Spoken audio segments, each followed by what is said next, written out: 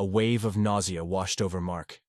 His father, a man he'd believed long dead, was not only alive but hiding in his aunt's basement, a fugitive from the law. The whispers, the groans, the strange occurrences. They weren't ghosts. They were the sounds of a desperate, possibly deranged man.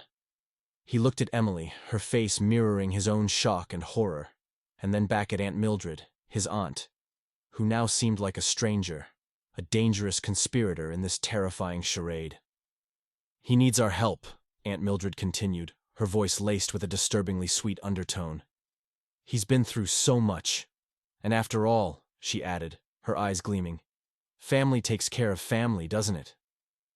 Mark felt a surge of anger mixed with fear. "Help!"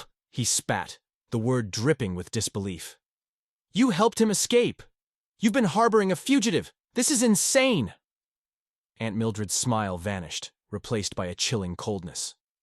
"He didn't escape," she corrected, her voice sharp. "I freed him. They locked him away, those monsters, for something he didn't do."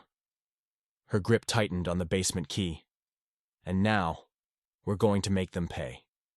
The groaning from the basement escalated into a guttural roar, shaking the very foundation of the house. Emily took a step back, pulling Mark with her.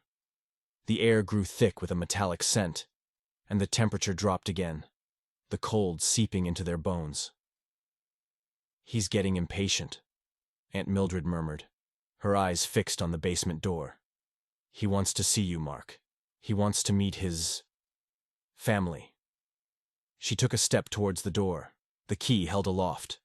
Just as she reached for the doorknob, a loud crash echoed from upstairs, followed by a series of frantic footsteps. Aunt Mildred froze, her head snapping upwards, a flicker of uncertainty in her eyes. The footsteps grew louder, closer, until a figure burst through the doorway at the top of the stairs. It was a man, wild-eyed and disheveled, his clothes torn and dirty. He stared at them, his chest heaving. And then, in a voice raspy with desperation, he spoke. "Mildred," he croaked, his eyes locking onto Aunt Mildred. "They're here. They've found me."